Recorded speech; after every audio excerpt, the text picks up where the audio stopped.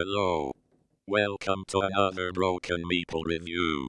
Go see The King in Yellow in theaters now. It's great, great.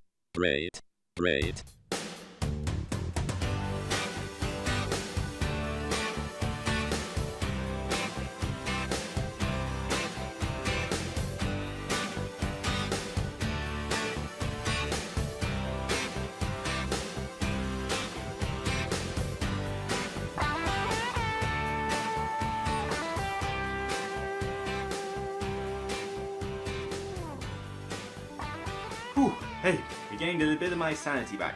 Hi guys, I'm Luke Hector from the Broken Meeple, and this is another nighttime review because it's getting darker now as we're heading into the winter months. But today I have, for the first time actually, decided to do a video review for one of the Arkham Horror LCG expansions. You may have noticed on the blog I've usually been doing these on a written basis, where I've done a written review of each of the Mythos packs as it's come out, and then like a written review, like a big review for the deluxe. Well, I'm still going to do a written review for the Mythos packs because they're pretty small fry to go through. You basically talk about the player cards and you talk a bit about the scenario. Similar to a deluxe box, but this covers obviously more content. So the Mythos packs are still going to be written reviews, but I will do a video for deluxe ones because I think there's more content to talk about. So Arkham Horror LCG, spoiler alert, if you've not seen my top 100, go watch it now. But in my top 10 games of all time, Arkham Horror LCG made number 4. I think it did, yeah, I think it was number 4. And rightly so. I love this game. This is on par with subtle differences that I like about each one to Lord of the Rings LCG. I love both games, just one has a Lord of the Rings theme, one has an Arkham Horror theme.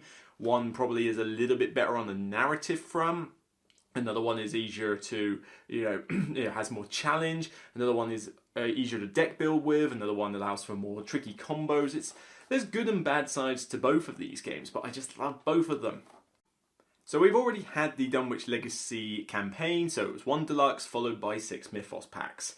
The campaign, like the deluxe set, had 2 scenarios in it that you played through, and then you played through 1 scenario per Mythos pack, so you had a total of 8 scenarios in a long-running campaign where you got experience points to get new cards. You uncovered story elements you had to note down on your sheet depending on the decisions you made. I always loved that about this version of the game. And Path to Carcosa is now the starting point for another 8-story campaign, which will run through another set of Mythos packs as they come out. This is Fantasy Flight, you knew it was happening. So the Path to Carcosa focuses more on the King in Yellow mythos stories from, the Cthulhu mythos. I say it twice. But this one I've been looking forward to a lot because I didn't know that much about the Dunwich Horror. So I was a little bit more like, okay, so what exactly is this Dunwich Horror about? But okay, learned a bit about it from playing the game. This one, I'm not saying I'm an expert on the King of Yellow, but whenever I've played Eldritch Horror and Arkham Horror, which are... where have they got? Oh yeah, stupid. They're in that giant vault on top of the thing. But whenever I've played those games, the King in Yellow has been one that I've enjoyed a lot. There's just something about the theme of it that really sells it to me as part of a Lovecraft game. Basically, sorry if I get some of these bits wrong. This is based on my knowledge. But the King in Yellow is essentially a play. It's a play that comes to Arkham and goes around worldwide. And when people go to see it, all sorts of crazy wibbly things start to happen, and a lot of them go stark raving mad. It's never really truly explained why they do, it just seems to happen. This is very much a psychological tale as much as anything else. And in this, like I say, a little thing, minor spoiler warning. I'm going to do my best not to spoil the stories, and I shouldn't do, but the settings you can get from reading the prologue, so you don't need to really worry about that. But I'm not going to spoil specific elements of each scenario, so don't worry about that. But in here, the King in Yellow play has come along, and you start off by going to see it. And that's when the first scenario kicks off. But it's cool that when you kind of watch it, and it's like the first act is relatively boring. It's just, okay, they do this, they talk a bit, that guy in the mask looks a bit weird, and then you think you've gone to sleep, and then you wake up, and everything's just gone all crazy. There'll be blood down walls. Everybody's missing. There's corpses everywhere. That guy in the mask is wandering around aimlessly like some ominous character from a typical like horror video game. And you're thinking, what is going on with this play? And that's the King in Yellow. This is definitely possibly the best story-based Arkham Horror expansion to date, and I'm including Mythos packs in that. The Dunwich one was good as well. You went round a Miskatonic University. That was a really good scenario, and I was ho-hum, but I didn't mind it. The second scenario there where you went round the Gentleman's Club or something, the casino, that was alright, but it wasn't a massive favourite. I preferred the university. Here, though, love both the scenarios in here. They are great story elements. First one has you having seen the play, then experiencing what happens next. It's like, what on earth? And then the second scenario, you try to find out more information about the King in Yellow by going to visit the cast at a dinner party, and all sorts of weird stuff is going down there. I mean, you question them, you get new story elements for the game, and then it just gets like more crazy and more crazy as it goes on. And then I won't spoil any more than that, but wow, I love the story elements in this one. Maybe it's because I'm slightly biased because I like the King in Yellow mythos, but I think even if you have a remote interest in it, I think you're going to get a kick out of the story in this one. It's very much more in your head. I mean, there's certainly graphic imagery and some gore in various places, so certainly watch it if your kids are trying to play this. But why are you letting your kids near Arkham Horror anyway? But the whole sort of like, why is this happening? What is going on? Oh god, that's messed up. That really comes alive in this. And just like before, you have story-based choices to make, so you'll be thinking, oh, I don't know, should we do this or should we go do that instead? I don't know. We do this one. Read it, note it down in your campaign log, keep going. I love those. This is where this gets a leg up over Lord of the Rings. I mean, if Lord of the Rings started doing that, then woo, there we go. But this one has certainly got the advantage for having that facility in this game. The story, actual choices that you yourself make, as if it was a choose-your-own-adventure game. But in here, you've got interesting extra elements during the scenario. The second one in particular introduces like extra story text on certain cards, when you like complete the actions in that. And previous Mythos packs and deluxe expansions haven't had that. You normally just got that story element on the acts and the agenda cards. Here, you have them on like the reverse of certain cards that you use in the scenario. So you get even more sort of added storyline to what's going on. And it really allows you to sort of picture in your head what is going on. Now, the two scenarios feel pretty different in how they operate. Certainly, the second scenario, I don't think it's being done quite as, specialized as the second scenario does. It's definitely unique compared to what we've seen before. The first one, you've sort of seen it slightly. This random location, go around and, uncover stuff, but there are some story-based elements here which are pretty unique as well, so this definitely feels different enough from what you've seen before to be like, ooh, yeah, we haven't quite experienced that before, let's go with it. So, the scenarios, top-notch. Love them, can't wait to continue this campaign. The player cards, pretty good selection here as well. I mean, all the factions get their equal share of decent cards. I'm not really in a position to go saying this card's amazing, this one's overpowered, etc. But I don't think any faction really got left out here. I think all the factions managed to get some pretty neat cards themselves. But certainly, I really, really like the investigators in this one. There's another investigator for each of the main colours, but there's also one investigator who's neutral. But each character in here has got some very unique tweaks to them. Mark, for example, you'd think, oh, he's just a straight-up, monster killer. Not quite. He starts with a little asset in play called, Loving Memory of Sophie. I think it's a long-lost wife. I do need to read up on these investigators, and certainly tonight and for the next week, I'm going to go back to that Arkham Investigators book I bought a while back and read up on these if they're in there. Some of these might have been created purely for this set, though. I can't remember if that was the case, but I'm going to see if they're in that book anyway and read up on them. But Mark has Loving Memory of Sophie, and basically he can damage himself to get pluses to any skill he fancies. Great. Until you damage him too much, in which case it flips over, and then it's like, long lost, it's all my fault, Sophie. and then you get minus to your skills. So you've got to be able to sort of heal yourself back from a point with Mark. But I like it, and of course he can beat the snot into any monster he comes across.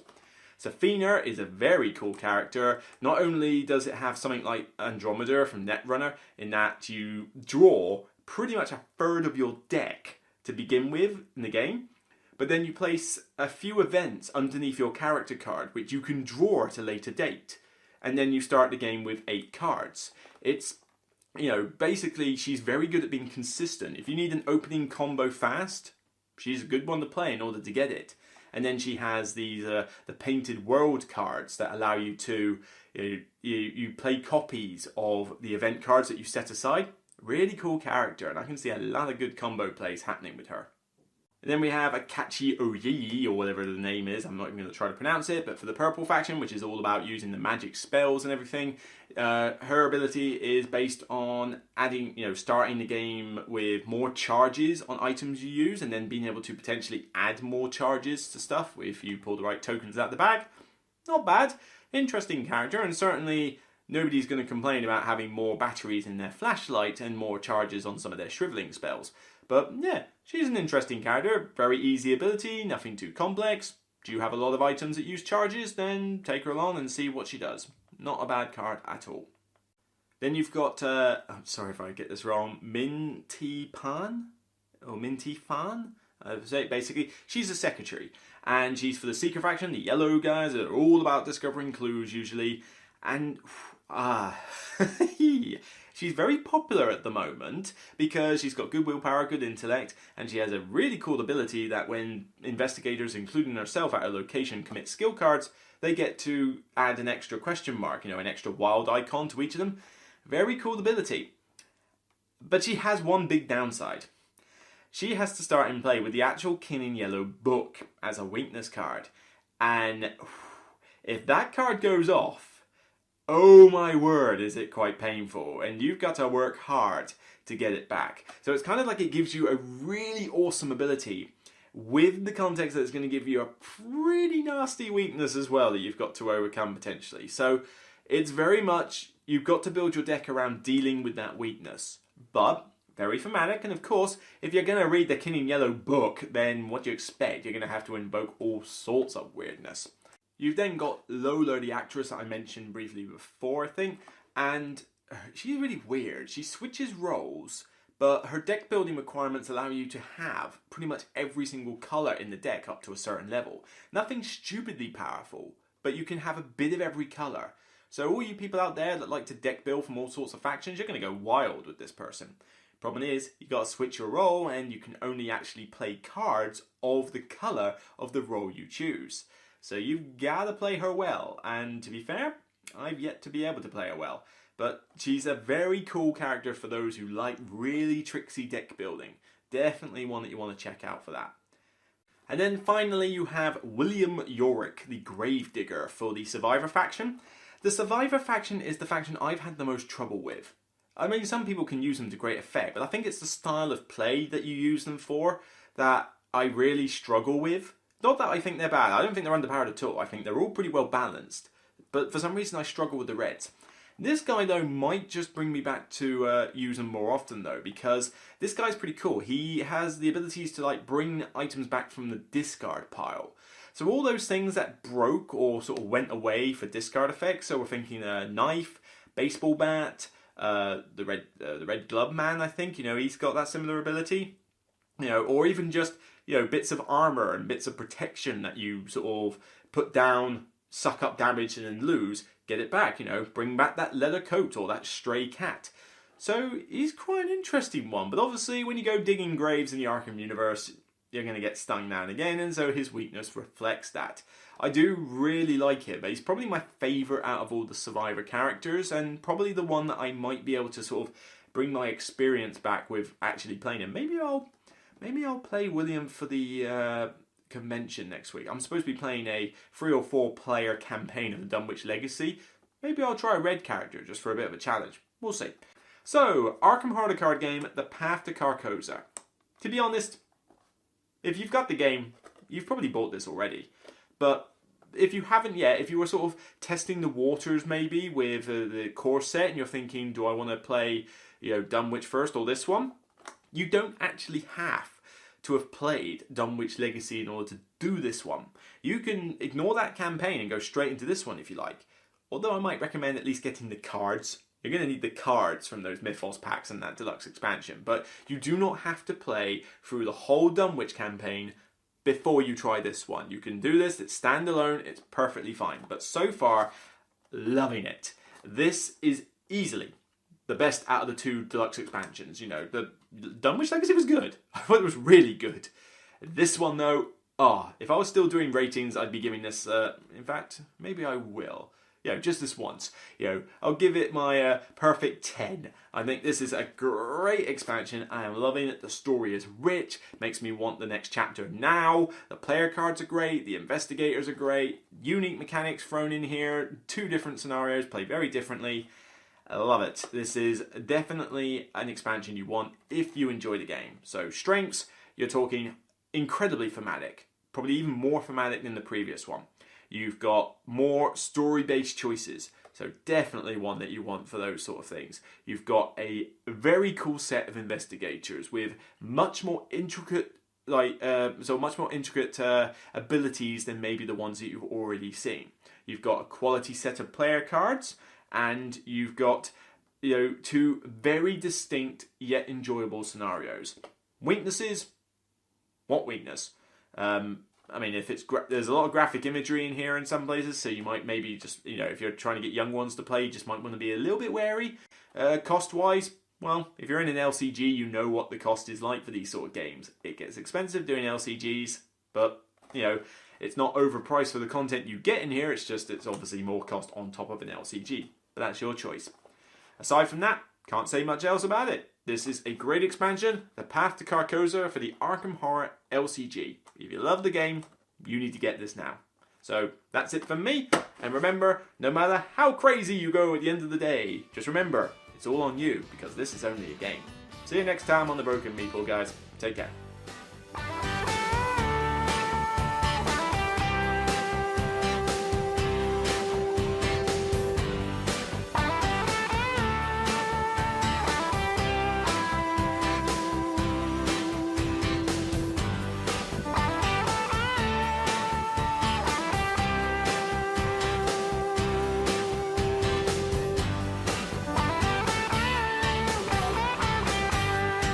It's great.